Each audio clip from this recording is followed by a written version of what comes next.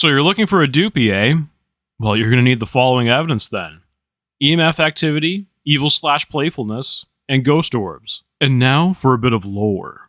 So a Duppy comes from African folklore, which has also been used in Caribbean folklore. Duppies are malevolent spirits who bring misfortune and woe to their victims.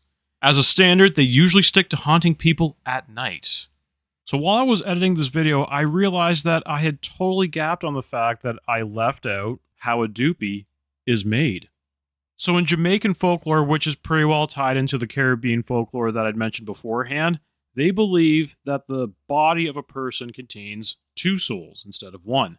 There is a good soul and an earthly soul. So when you pass away, or when someone passes on, the good soul goes to heaven to be judged by God.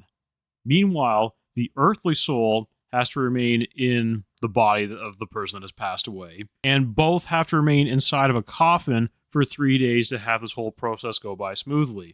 But in a worst case scenario, if the proper precautions have not been taken to seal the body inside of the coffin, then a Duppy is born. And that earthly soul becomes a malevolent spirit and causes all kinds of mayhem and very not nice things to people that run into it. Now, what are they like in-game?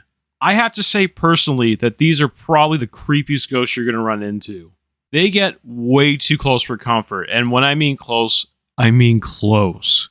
They can be possibly one of the most dangerous ghosts to run into if they decide to launch an attack if hunting's enabled.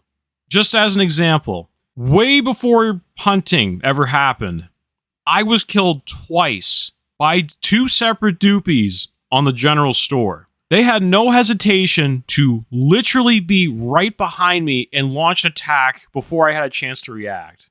These things do not joke around. So it's safe to say that they are very hostile towards you.